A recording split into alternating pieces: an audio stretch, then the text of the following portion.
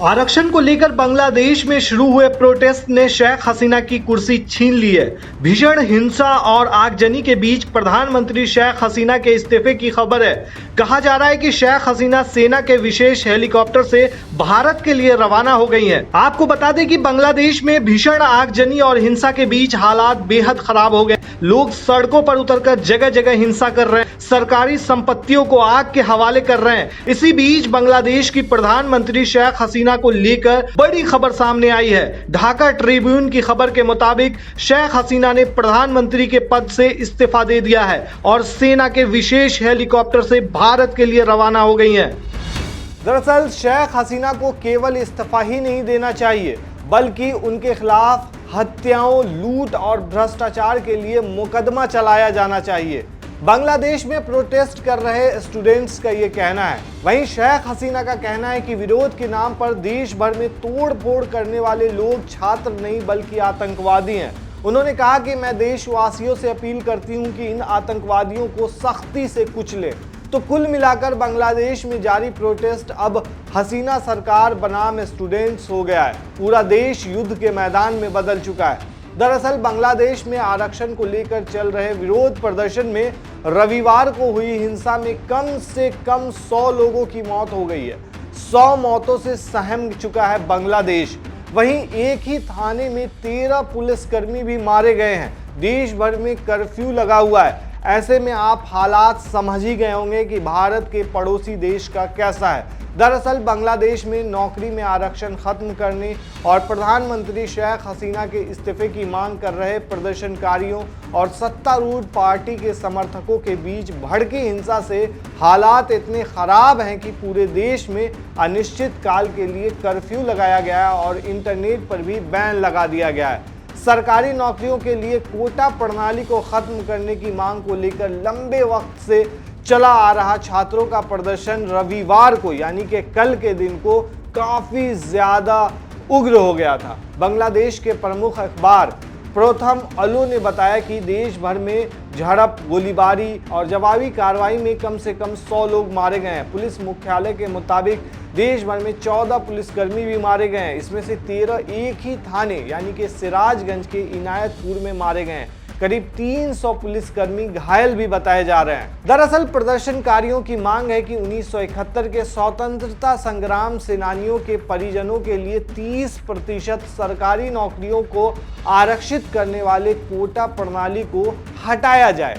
पहले जब हिंसा भड़की थी तब कोर्ट ने कोटे की सीमा को घटा दिया था, लेकिन हिंसा थमी नहीं। अब तक 11,000 से ज्यादा लोगों को गिरफ्तार किया जा चुका है। अधिकारियों ने दावा किया है कि प्रदर्शनकारियों ने पुलिस स्टेशनों, सत्तारूढ़ पार्टी के कार्यालय और उनके नेताओं के आवास पर हमला किया और कई वाहनों को जला दिया है। सरकार ने Meta platform, Facebook, messenger, WhatsApp और इंस्टाग्राम तक को बंद करने का आदेश दे दिया है। इसी बीच प्रधानमंत्री शेख हसीना ने कहा है कि विरोध के नाम पर देश भर में तोड़ फोड़ करने वाले लोग छात्र नहीं हैं बल्कि आतंकवादी हैं और उन्होंने उन्हें सख्ती से दबाने के भी आदेश दिए हैं। उन्होंने कहा है कि मैं देशवासियों से अपील करती हूं कि इन आतंकवादियों को सख्ती से कुचलें।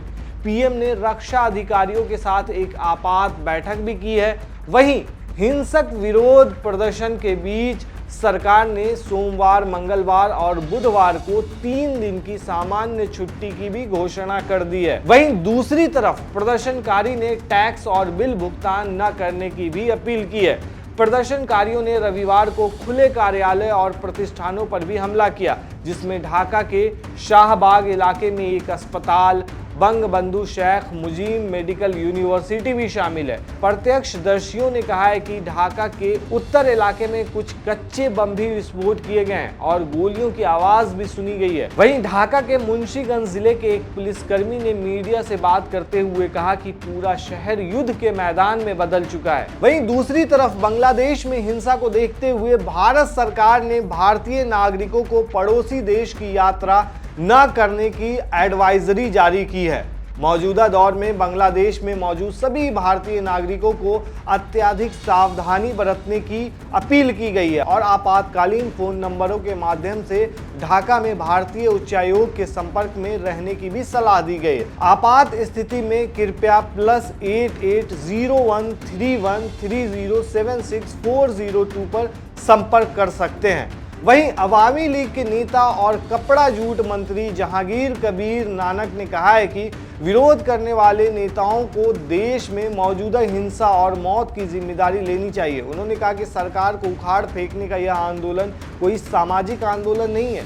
सरकार को गिराने की कथित मांग बीएनपी जमात के षड्यंत्रकारियों की ओर से सत्ता पर कब्जा करने की कोशिश है। उन्होंने ये भी कहा कि सरकार प्रदर्शनकारी छात्रों के किसी भी बयान को सुनने के लिए तैयार है, लेकिन छात्रों को मुखौटा बनाकर सरकार को उखाड़ फेंकने की साजिश को बांग्लादेश के किसान, मजदूर और छात्र स्वीकार नहीं करेंगे। उन्होंने विपक्ष पर देश को गृह युद्ध में धकेलने के भी आरोप लगाए। वहीं बांग्लादेश के सूचना राज्य मंत्री मोहम्मद अली अराफात ने कहा है कि हमने बहुत धैर्य रखा है। अगर प्रधानमंत्री आह्वान करेंगी तो अवामी लीग के कार्यकर्ता और देश भर के कई लोग सड़कों पर उतरेंगे, लेकिन हम संघर्ष में नहीं पड़ना चाहते हैं। हालांकि अगर आतंकवादी आतंकवाद फैलाते हैं तो कानून लागू किया जाना चाहिए। दरअसल 1971 में बांग्लादेश की आज़ादी के वक्त ही वहाँ के स्वतंत्रता सेनानियों के रिश्तेदारों के लिए कई सिविल सेवा नौकरियों में